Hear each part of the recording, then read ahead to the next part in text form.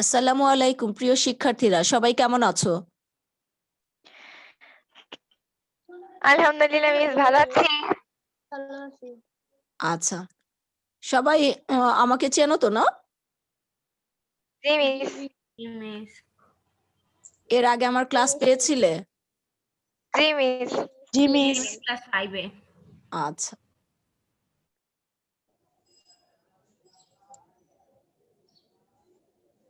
Screen দেখতে পাচ্ছ সবাই? জি জি মিস। মিস, এবার পারছি। জি মিস, এবার দেখা যাচ্ছে। আচ্ছা,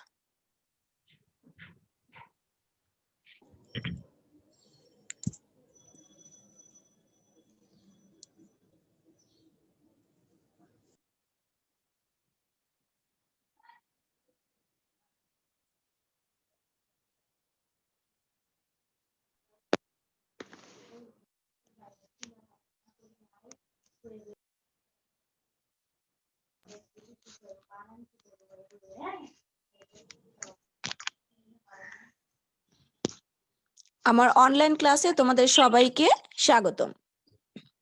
মিস আসসালামু আলাইকুম। ওয়ালাইকুম সালাম। আমি মিনু আক্তার, সিনিয়র সহকারী শিক্ষক। আমি তোমাদের ব্যবসা উদ্যোগ এই বিষয়টি পড়াবো।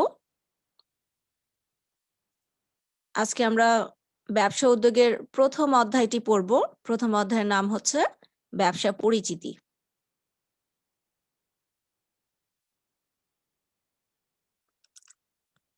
এর আগে কি ব্যবসা সম্পর্কে পড়েছো তোমরা না ম্যাম। কোনো ক্লাসে? এই প্রথম, তাই তো? জি মিস। ওকে, দেখো এটা হচ্ছে তোমাদের বইয়ের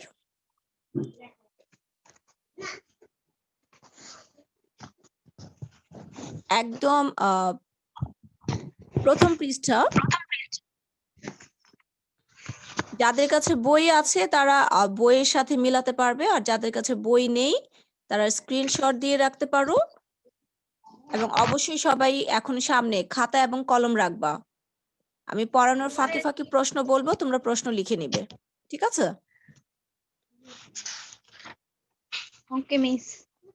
যাদের কাছে বই আছে তারা একদম প্রথম অধ্যায়ের একদম প্রথম পৃষ্ঠাটাই দেখো। ব্যবসায়ের উৎপত্তির মূলে ছিল মানুষের অভাববোধ। খেয়াল করো, এই লাইনটা আমি আন্ডারলাইন করেছি। এই লাইন দিয়ে জ্ঞানমূলক কিংবা বহু নির্বাচনী প্রশ্ন হতে পারে। ব্যবসায়ের উৎপত্তির মূলে কি ছিল? তখন আনসার কি হবে বলো?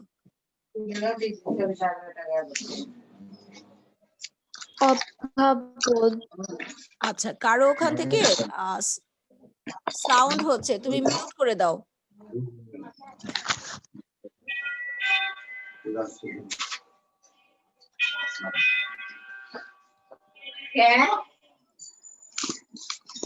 ঝুমু আক্তার, ঝুমু তুমি মিউট আক্তার, একটু করো। মাইকটা মিউট।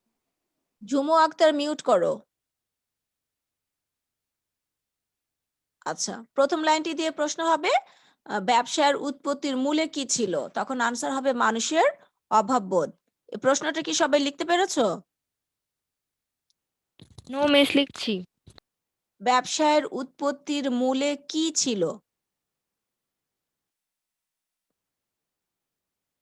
পাশে আনসারটাও লিখে রাখো, মানুষের অভাববোধ। এখন সংক্ষেপে লিখে রাখো।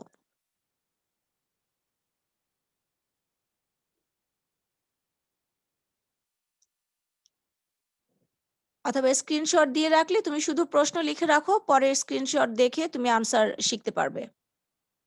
সবার কমপ্লিট হয়েছে? জি মিস। আচ্ছা, এই অভাব পূরণের লক্ষ্যে মানুষ বিভিন্ন অর্থনৈতিক কর্মকাণ্ডের মাধ্যমে উপার্জন প্রচেষ্টায় জড়িত হয়। এখন কথা হচ্ছে অর্থনৈতিক কর্মকাণ্ড মানে কি?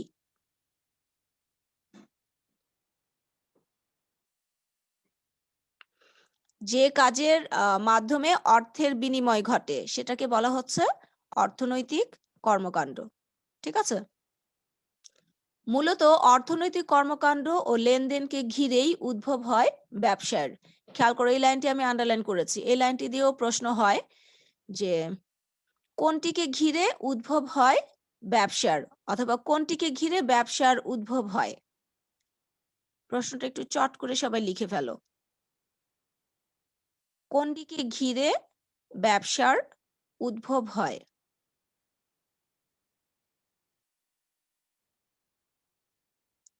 প্রশ্ন লেখা হয়েছে? ম্যাম লিখতেছি। জি মিস। কোনটিকে ঘিরে ব্যবসার উদ্ভব হয়? আনসার কি হবে বলো? মূলত অর্থনৈতিক মূলত অর্থনৈতিক কর্মকাণ্ড ও লেনদেনকে কর্মকাণ্ডকে ঘিরে। লেনদেনকে ঘিরে। Very good.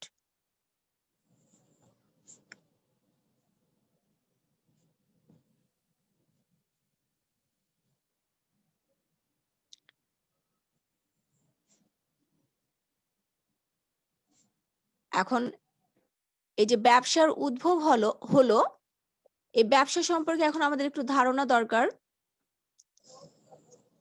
বলো তো ব্যবসা বলতে তোমরা কি বুঝো? কার কি মনে হয়? আনমিউট করে একজন একজন করে বলো।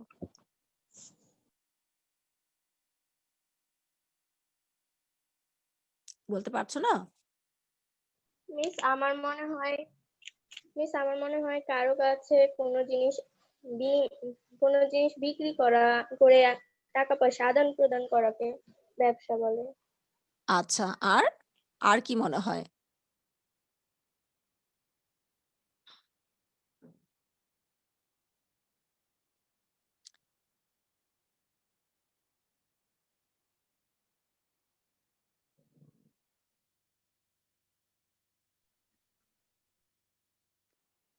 আচ্ছা, তোমাদের বইতে একটি গল্প দেওয়া আছে, আমি গল্পটি পড়ছি, তোমরা একটু মন দিয়ে শোনো, ঠিক আছে?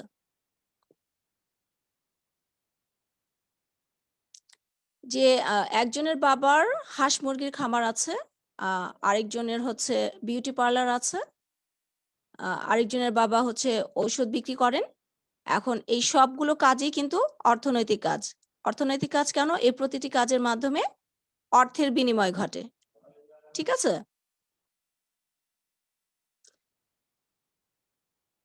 এখন ধরো যে তোমার মা তোমাকে জামা কাপড় সেলাই করে দেন, এখন এটা কি ব্যবসা? না ম্যাম। কেন? নো ম্যাম, কেন ব্যবসা না বলো তো? কারণ এটার মাধ্যমে অর্থ উপার্জিত হয় না। অর্থ অর্থ উপার্জিত হচ্ছে না। হচ্ছে না, কিন্তু আম্মু যখন অন্যের জামা কাপড় অর্থের বিনিময়ে সেলাই করে দিবে তখন সেটা ব্যবসা হবে। এটা ব্যবসা হবে। Very good. তাহলে ব্যবসা কি দেখো, সাধারণভাবে মুনাফা অর্জনের লক্ষ্যে পরিচালিত অর্থনৈতিক কর্মকাণ্ডকে ব্যবসা বলে। পরিবারের সদস্যদের জন্য খাদ্য উৎপাদন করা, হাঁস মুরগি পালন করা, সবজি চাষ করাকে ব্যবসা বলা যায় না, ঠিক আছে?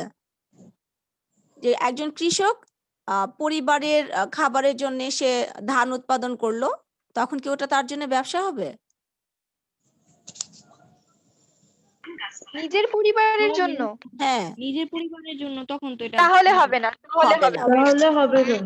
হ্যাঁ, এখানে সেকেন্ড লাইনে কিন্তু সেটাই বলেছে যে পরিবারের সদস্যদের জন্য খাদ্য উৎপাদন করা, হাঁস মুরগি পালন করা, সবজি চাষ করাকে ব্যবসা বলা যায় না। কিন্তু যখন কোনো কৃষক মুনাফার আশায় ধান চাষ করে বা সবজি ফলায়, তা ব্যবসা বলে গণ্য হবে। অর্থাৎ সে সবজি উৎপাদনই করছে, বিক্রি করে মুনাফা অর্জন করবে এই আশায়, তখন সেটাকে আমরা ব্যবসা বলবো। তবে মুনাফা অর্জনের উদ্দেশ্যে, খেয়াল করো এই লাইনটি আমি একটু আন্ডারলাইন করেছি, তোমরা একটু দেখে দেখে লিখে নাও।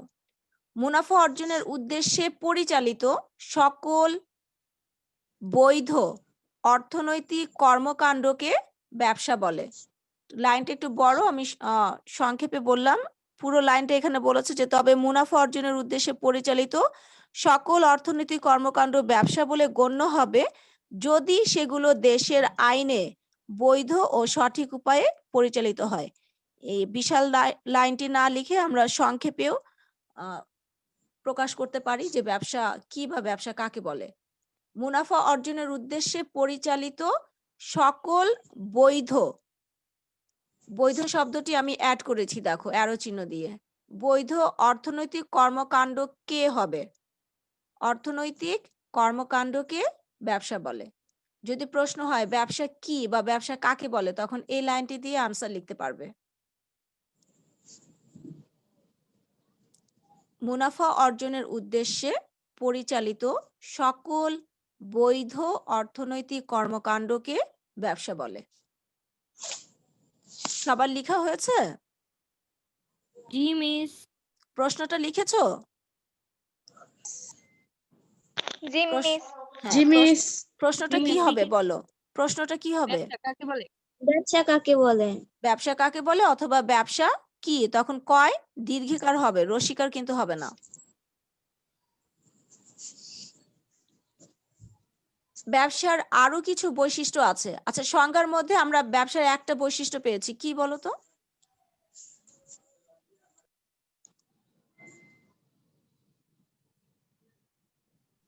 বৈধ উপার্জন।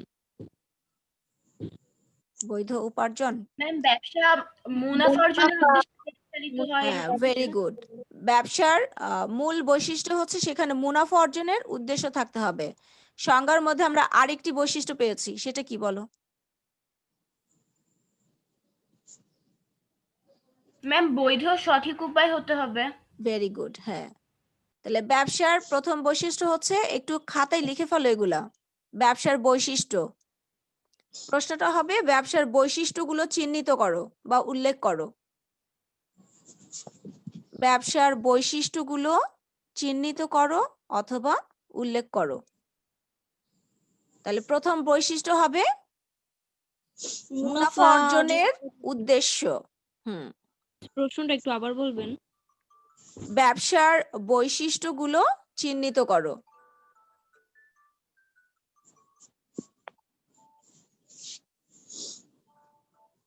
ঠিক আছে। জি মিস। সেকেন্ড বৈশিষ্ট্য হবে দেশের আইন অনুযায়ী বৈধ হতে হবে। ব্যবসা দেশের আইন অনুযায়ী বৈধ হতে হবে।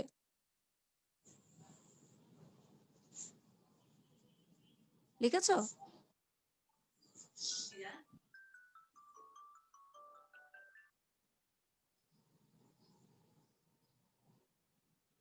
এরপরে দেখো বইতে লেখা আছে যে ব্যবসার আরো কিছু বৈশিষ্ট্য আছে যা একে অন্য সব পেশা থেকে আলাদা করেছে। ব্যবসার সাথে জড়িত পণ্য বা সেবার অবশ্যই আর্থিক মূল্য থাকতে হবে। দেখো বৈশিষ্ট্য আমি আন্ডারলাইন করে রেখেছি। বৈশিষ্ট্যটা কি হবে? পণ্য বা সেবার অবশ্যই আর্থিক মূল্য থাকতে হবে।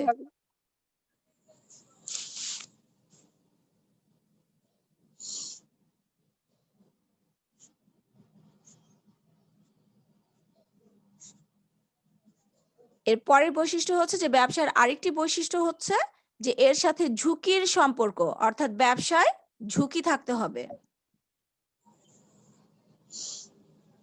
ঠিক আছে, কম হোক বেশি হোক ব্যবসায় ঝুঁকি থাকতে হবে। ঝুঁকি ছাড়া সেটাকে ব্যবসা বলা যাবে না। আরেকটি বৈশিষ্ট্য হচ্ছে যে মুনাফা অর্জনের আশাতেই, না এটা তো আমরা আগেই লিখলাম যে মুনাফা অর্জন, অর্থ বিনিয়োগ করে ব্যবসায়িক কর্মকাণ্ডের মাধ্যমে মুনাফা অর্জনের পাশাপাশি অবশ্যই সেবার মনোভাব থাকতে হবে। তাহলে আরেকটি বৈশিষ্ট্য হচ্ছে ব্যবসায়ীদের সেবার মনোভাব থাকতে হবে। ব্যবসার আরেকটি গুরুত্বপূর্ণ দিক হচ্ছে এতে নৈতিকতা ও সামাজিক দায়বদ্ধতার বিষয়টি বিবেচনা করতে হয়। অর্থাৎ ব্যবসায়ীকে নৈতিকতা এবং সামাজিক দায়বদ্ধতা মেনে চলতে হবে। সামাজিক দায়বদ্ধতা অর্থ কি? এটা আমরা পড়বো, এটা পুরো একটা চ্যাপ্টারই আছে। আমি এখন সংক্ষেপে বলছি। সামাজিক দায়বদ্ধতা মানে হচ্ছে ব্যবসা যখন কেউ করে তখন কিন্তু সমাজের থেকে সে অনেক কিছু গ্রহণ করে। ঠিক কিনা বলো? যে কেউ যদি উৎপাদন করে প্রকৃতি থেকে কাঁচামাল পায়, সেটা হচ্ছে বিভিন্ন পাইকারি বা খুচরা ব্যবসায়ীর মাধ্যমে তার হাতে আসে, তারপরে কিন্তু সেই কাঁচামালগুলো দিয়ে পণ্য উৎপাদন করে। ঠিক আছে, এখানে কিন্তু সমাজের মানুষ জড়িত হচ্ছে। আবার পণ্য উৎপাদন করে যখন সেটা সে বিক্রি করছে তখন কাদের কাছে বিক্রি করছে বলো?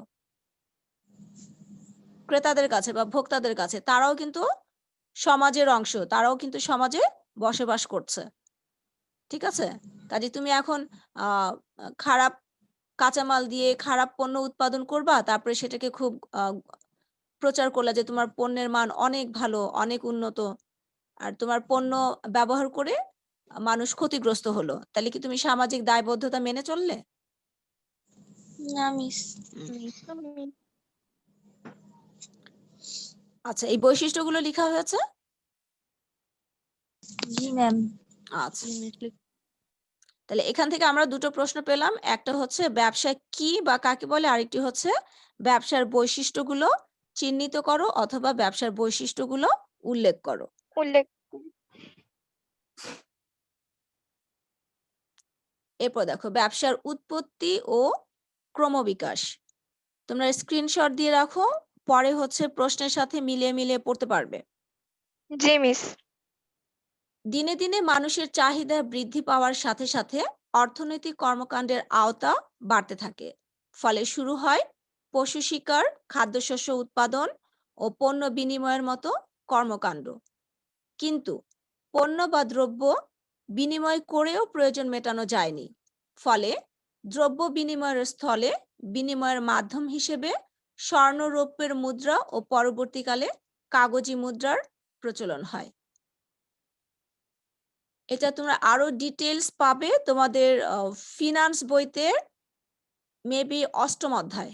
হ্যাঁ, ওখানে ব্যবসার উৎপত্তি ও ক্রমবিকাশ একটু ডিটেলস লেখা আছে, এখানে সংক্ষেপে দিয়েছে। আমিও সংক্ষেপে একটু বলি যে একদম প্রাচীনকালে মানুষ কিন্তু শুধুমাত্র নিজের চাহিদা মেটানোর জন্যই পশু শিকার করত অথবা খাদ্যশস্য উৎপাদন করত। ঠিক আছে, তো একটা সময় পরে দেখা গেল যে ওরা যে পশু শিকার করছে তার সবটাই ফুরিয়ে যাচ্ছে না, কিছু থেকে যাচ্ছে, অথবা খাদ্যশস্য যেটা উৎপাদন করছে তার সবটাই সে ভোগ করতে পারছে না, কিছু থেকে যাচ্ছে। তারপরে দেখা গেল যে কেউ হয়তো পশু শিকার করতে পারেনি, তার কাছে খাদ্যশস্য আছে, তার হয়তো মাংস খেতে ইচ্ছে করছে, তখন সে ধানের বিনিময়ে বা চালের বিনিময়ে আরেকজনের কাছ থেকে মাংস নিত। ঠিক আছে, এটাকে বলা হতো বিনিময় প্রথা, অর্থাৎ দ্রব্যের বিনিময়ে দ্রব্য আদান প্রদান, এটাকে বলা হতো বিনিময় প্রথা। ঠিক আছে, দেখো এই জন্য বলেছে যে কিন্তু পণ্য বা দ্রব্য বিনিময় করেও প্রয়োজন মেটানো যায়নি। একটা সময় যে নিজেদের মধ্যে পণ্য বিনিময় করেও প্রয়োজন মেটানো যেত না, তখনই তোমার উদ্ভব হলো বিনিময়ের মাধ্যম হিসেবে স্বর্ণ এবং রৌপ্যের মুদ্রা, অর্থাৎ সোনা রূপা। প্রথমে সোনা রূপার বিনিময়ে তারা পণ্যের আদান প্রদান করত, এরপরে একটা সময় গিয়ে স্বর্ণ এবং রৌপ্য দিয়ে মুদ্রা তৈরি করা হয়েছে, সেই মুদ্রার বিনিময়ে পণ্যদ্রব্য আদান প্রদান হতো, আর সর্বশেষ হচ্ছে কাগজি মুদ্রার প্রচলন হয়েছে। ব্যবসায়ের ক্রমবিকাশের এই ধারাকে প্রাচীন, মধ্য ও আধুনিক যুগ, এই 3 পর্যায়ে বিভক্ত করা যায়। খেয়াল করো, আমি আন্ডারলাইন করেছি। এই লাইনটি দিয়ে প্রশ্ন হয় যে ব্যবসার ক্রমবিকাশের ধারাকে কয়টি ভাগে ভাগ করা হয়েছে অথবা কয়টি পর্যায়ে ভাগ করা হয়েছে? কি হবে আনসার বলো? 3টি ভাগে। হ্যাঁ, ব্যবসার ক্রমবিকাশের ধারাকে 3টি ভাগে ভাগ করা হয়েছে। সেই ভাগগুলো কি? প্রাচীন, মধ্য, আধুনিক যুগ। প্রাচীন, মধ্য, আধুনিক। প্রাচীন যুগ, মধ্যযুগ এবং আধুনিক যুগ। আধুনিক যুগ। দেখো একটি ছক দেওয়া আছে, ব্যবসার ক্রমবিকাশের ধারা। ব্যবসায়ের ক্রমবিকাশের ধারাকে 3 ভাগে ভাগ করা হয়েছে: প্রাচীন যুগ, মধ্যযুগ এবং আধুনিক যুগ। প্রাচীন যুগে মানুষ কি করত দেখো।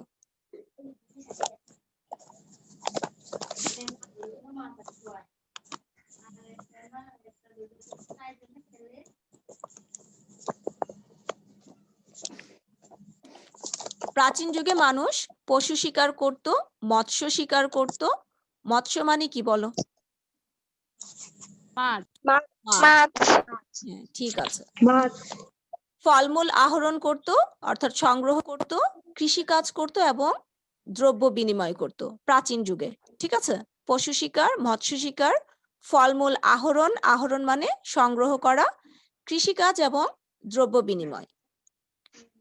মধ্যযুগে কি করত দেখো, বিনিময়ের মাধ্যম হিসেবে দুষ্প্রাপ্য শামুক, ঝিনুক, কড়ি ও পাথর ব্যবহার। মধ্যযুগে শুরু হয় বিনিময়ের মাধ্যম হিসেবে দুষ্প্রাপ্য শামুক, ঝিনুক, কড়ি ও পাথরের ব্যবহার। এই দুষ্প্রাপ্য শব্দটির অর্থ কি? যা সহজে পাওয়া যায় না। ভেরি গুড, যা সহজে পাওয়া যায় না। করি অর্থ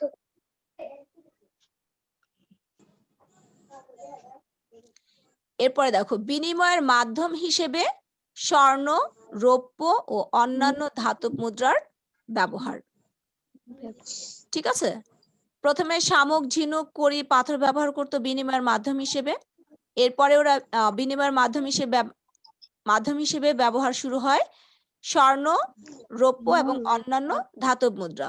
এরপরে শুরু হয় কাগজে মুদ্রার প্রচলন, তারপরে শুরু হয় বাজার ও শহর সৃষ্টি, তারপরে ব্যবসা সংগঠনের উদ্ভব হয় অর্থাৎ ব্যবসা প্রতিষ্ঠানের উদ্ভব হয়।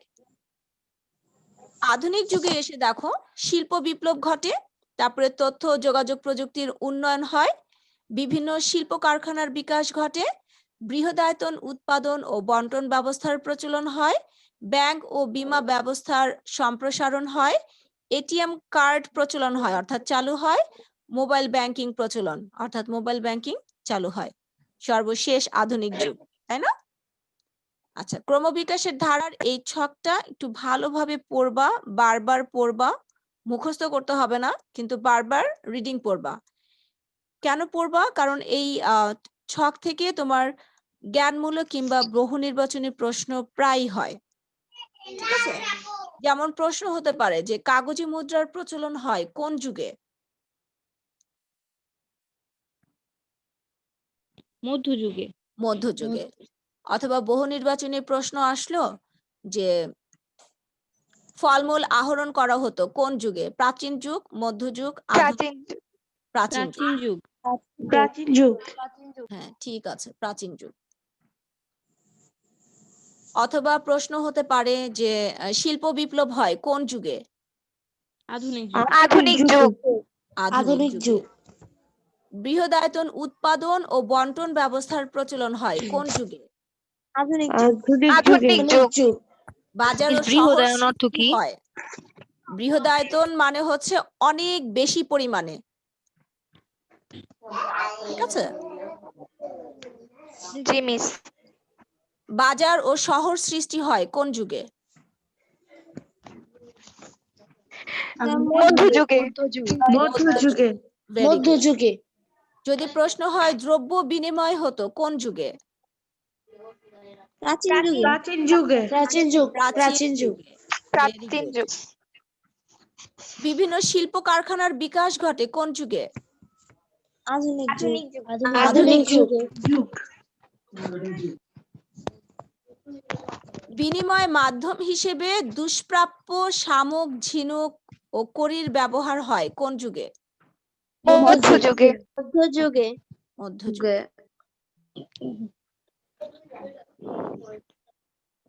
আচ্ছা, তোমরা সবাই আইডিতে তোমাদের নামটা লিখে ফেলবা। হ্যাঁ, নাম আর ব্র্যাকেটে বিজনেস স্টাডিজ, যদি রোল নাম্বার থাকে তাহলে রোল নাম্বার। কারণ অনেকে হচ্ছে যে মোবাইলের ইয়েটা দেখাচ্ছে, তো আমি তো বুঝতে পারছি না যে তোমরা আদৌ আমার স্টুডেন্ট কিনা। ঠিক আছে, জি ম্যাম। আজকের প্রথম দিন, সেই কারণে আমি অ্যাডমিট করেছি। নেক্সট ক্লাস থেকে নাম না থাকলে আমি কিন্তু অ্যাডমিট করতে পারবো না, খুবই দুঃখিত। ওকে মিস। আচ্ছা, ব্যবসার উৎপত্তি ও ক্রমবিকাশ, এটা ক্লিয়ার হয়েছে সবার কাছে? জি মিস। জি মিস। ওকে, প্রশ্নগুলো কি লিখেছো খাতায় যে ব্যবসার? জি মিস। জি মিস। আচ্ছা, আর এই ছকটা একটু বারবার রিডিং পড়বা, তাহলেই মনে থাকবে।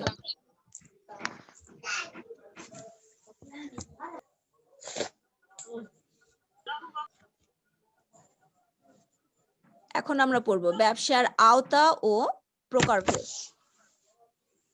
বর্তমানে ব্যবসা শুধু পণ্যদ্রব্যের ক্রয় বিক্রয়ের মধ্যে সীমাবদ্ধ নয়। পণ্যদ্রব্য ও সেবা কর্ম উৎপাদন, পণ্যদ্রব্য বিনিময় ও এর সহায়ক কাজের সমষ্টিকে ব্যবসা বলে। দেখো এখানেও কিন্তু আমরা ব্যবসার আরেকটি সংজ্ঞা পেলাম। ব্যবসা কি বা কাকে বলে। এর আগে যে সংজ্ঞাটি আমরা পেয়েছিলাম সেটাও শিখতে পারো, আবার কারো কাছে যদি এইটা সহজ মনে হয় এটাও শিখতে পারো। পণ্যদ্রব্য ও সেবাকর্ম উৎপাদন, পণ্যদ্রব্য বিনিময় ও এর সহায়ক কাজের সমষ্টিকে ব্যবসা বলে। ঠিক আছে, কথা ক্লিয়ার হয়েছে? জি মিস। পণ্যদ্রব্য বিনিময় সংক্রান্ত সহায়ক কাজে কিছু বলেছো, বলো। আচ্ছা, পণ্যদ্রব্য বিনিময় সংক্রান্ত সহায়ক কাজে পরিবহন, বীমা, ব্যাংকিং, গুদামজাতকরণ ও বিজ্ঞাপন গুরুত্বপূর্ণ ভূমিকা পালন করে। যেখানে আমরা সংজ্ঞায় পড়েছিলাম সহায়ক কাজের সমষ্টি, সেই সহায়ক কাজগুলো কি? পরিবহন, বীমা, ব্যাংকিং, গুদামজাতকরণ এবং বিজ্ঞাপন। আধুনিক ব্যবসাকে প্রধানত 3 ভাগে ভাগ করা হয়েছে। খেয়াল করো, আমি আন্ডারলাইন করেছি। এখান থেকে প্রশ্ন হতে পারে যে আধুনিক ব্যবসা প্রধানত কত প্রকার? প্রশ্নটা সবাই খাতায় লিখে নাও।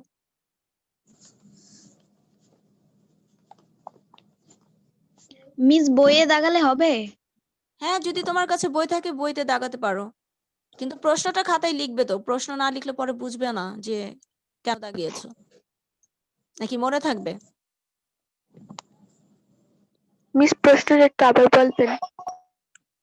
আধুনিক ব্যবসা প্রধানত কত প্রকার এবং কি কি?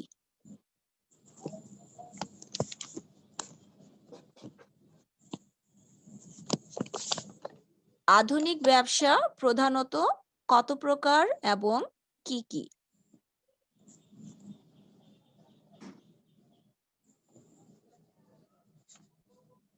আধুনিক ব্যবসা প্রধানত 3 প্রকার, ঠিক আছে? যথা, এই যে দেখো, ক শিল্প, বাণিজ্য এবং প্রত্যক্ষ সেবা।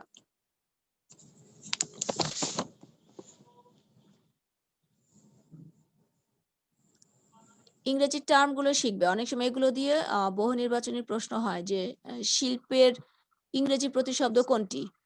ইন্ডাস্ট্রি। ঠিক আছে, বানান ভালোভাবে শিখবে। দেখা যাবে যে একটা সঠিক বানান থাকবে, 3টা ভুল বানান থাকবে। বাণিজ্য ইংরেজি হচ্ছে কমার্স, প্রত্যক্ষ সেবা ডিরেক্ট সার্ভিসেস। ছকের মাধ্যমে দেখিয়েছে আধুনিক ব্যবসার প্রকারভেদ। দেখো, ব্যবসা 3 প্রকার: শিল্প, বাণিজ্য এবং প্রত্যক্ষ সেবা। শিল্পকে আবার 5 ভাগে ভাগ করা হয়েছে: প্রজনন শিল্প, নিষ্কাশন শিল্প, নির্মাণ শিল্প, সেবামূলক শিল্প এবং উৎপাদন শিল্প। ঠিক আছে। বাণিজ্যের শাখা: পণ্য বিনিময়। পণ্য বিনিময়কে এক কথায় বা সংক্ষেপে ক্রয় বিক্রয় বলা হয়। পরিবহন, গুদামজাতকরণ, ব্যাংকিং, বীমা, বিজ্ঞাপন।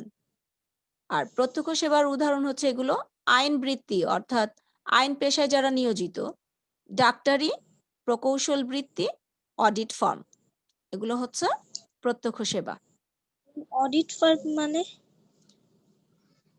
অডিট ফার্ম মানে হচ্ছে যে ব্যবসা প্রতিষ্ঠানে সারা বছর যে হিসাব রাখা হয়, অ্যাকাউন্টেন্ট তো থাকে প্রত্যেকটা প্রতিষ্ঠানে, ঠিক আছে?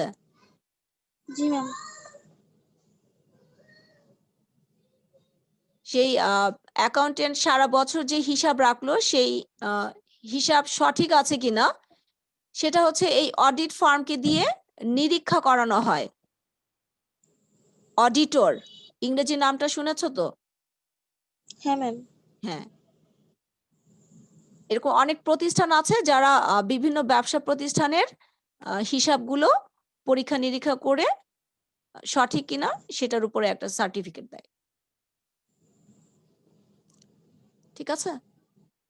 জি ম্যাম। ব্যবসার আওতা ও প্রকারভেদ, এটা নিয়ে কারো মনে কোনো প্রশ্ন থাকলে আমাকে করতে পারো যে ম্যাডাম এটা বুঝিনি।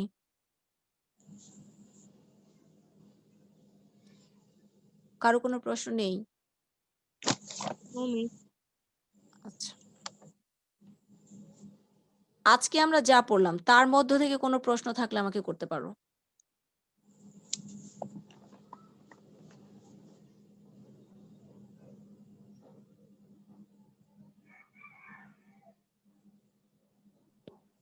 ব্যবসায় ঝুঁকি থাকতে হবে কেন? এটা ব্যবসার বৈশিষ্ট্য, ঝুঁকি না থাকলে তো সেটাকে ব্যবসা হবে না। কম অথবা বেশি ঝুঁকি থাকতেই হবে। ঠিক আছে, ধরো আমি একদম শুরুতে একটা উদাহরণ দিয়েছিলাম যে আম্মু তোমাকে জামা বানিয়ে দিচ্ছে, তুমি পড়তেছো, এটা কি ব্যবসা? নো মিস, নো কেন মিস। কেন ব্যবসা না বলো? কারণ এটার মাধ্যমে অর্থ উপার্জিত হচ্ছে না। অর্থের কোনো বিনিময় ঘটছে না, অর্থাৎ এটা অর্থনৈতিক কর্মকাণ্ড না। তুমি আম্মুকে টাকা দিচ্ছ না, আম্মুও তোমার কাছ থেকে টাকা নিচ্ছে না। ঠিক আছে, মুনাফা জি মিস। অর্জনেরও এখানে কোনো উদ্দেশ্য নাই। ঠিক আছে, এবং এটাতে কোনো ঝুঁকিও নাই, আছে কি না? আর যদি নো মিস। এমন হতো যে আম্মু গজ কাপড় কিনে এনে বা থান কাপড় কিনে এনে 3 পিস অনেকগুলো বানালো, এখন সবগুলো 3 পিস বিক্রি হবেই এই মাসের মধ্যে, এটা কি কোনো নিশ্চয়তা আছে? না ম্যাম। না। নো এই যে মিস। এই যে অনিশ্চয়তা, এটাই হচ্ছে ঝুঁকি। অর্থাৎ ব্যবসা করতে গেলে প্রত্যেকটা ব্যবসায়ী মুনাফা প্রত্যাশা করে যে আমার তাহলে কি? বছর শেষে আমার এত টাকা মুনাফা অর্জিত হবে। এখন ঠিক অত টাকাই যে মুনাফা অর্জন হবে এমন কোনো নিশ্চয়তা আছে? No miss. তাহলে এটাই হচ্ছে ঝুঁকি। ঠিক আছে, যে জি মিস। পণ্য বিক্রি হবেই, এইটাও কিন্তু ব্যবসায়ী নিশ্চিত থাকতে পারে না, পারে? নো বল। মিস। হ্যাঁ, পণ্য বিক্রি না হলেই কিন্তু তার ইনকাম হবে না, আয় হবে না। ঠিক আছে, জি মিস। এই কারণে ব্যবসা হতে হলে তাকে সেখানে অবশ্যই ঝুঁকি থাকতে হবে। ঝুঁকি না থাকলে সেটাকে আমরা ব্যবসা বলতে পারবো না। আচ্ছা, আজকের Thank you. আমরা যা পড়লাম এইটার মধ্যে আর কারো কোনো প্রশ্ন থাকলে আমাকে করতে পারো।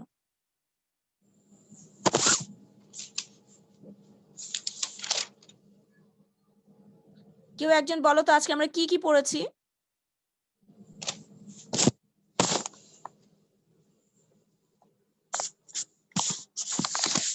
তাসনিম রহমান বলো, আমরা আজকে কি কি পড়লাম? জি ম্যাম। আজকে আমরা কি কি পড়েছি? ব্যবসার উৎপত্তি ও ক্রমবিকাশ, তারপরে ব্যবসার ধারণা, আর ব্যবসার বৈশিষ্ট্য, আর তারপরে মানে ব্যবসার আওতা ও প্রকারভেদ। আচ্ছা, প্রশ্ন যা যা দিয়েছিলাম আমি আরেকবার বলছি। দেখো, যে প্রথমে আমাদের প্রশ্ন ছিল ব্যবসার উৎপত্তির মূলে কি ছিল, উৎপত্তিকে ঘিরে ব্যবসার উদ্ভব হয়। এর পরের প্রশ্ন ছিল ব্যবসা কি বা কাকে বলে। তারপরের প্রশ্নটি ছিল ব্যবসার বৈশিষ্ট্যগুলো চিহ্নিত করো অথবা উল্লেখ করো। এর পরের প্রশ্ন ছিল ব্যবসার ক্রমবিকাশের ধারাকে কয় ভাগে ভাগ করা যায় এবং কি কি। তারপরে ক্রমবিকাশের ধারার ওই ছকটা ভালোভাবে দেখবা।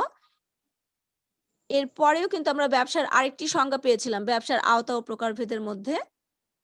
এখানে আমরা আরেকটি প্রশ্ন দিয়েছিলাম, সেটা ছিল যে আধুনিক ব্যবসা প্রধানত কত প্রকার এবং কি কি, অথবা আধুনিক ব্যবসাকে প্রধানত কত ভাগে ভাগ করা যায় এবং কি কি। প্রতিটা ভাগের ইংরেজি প্রতিশব্দগুলো শিখবে। ঠিক আছে, জি ম্যাম। আর কারো কোনো প্রশ্ন না থাকলে তাহলে আমি আজকের মতো এখানে ক্লাস শেষ করছি। সবাই ভালো থেকো, আল্লাহ হাফেজ। ওকে মিস। জি মিস, আসসালামু আলাইকুম ম্যাডাম। ওয়ালাইকুম আসসালাম। আসসালামু আলাইকুম। ওয়ালাইকুম আসসালাম।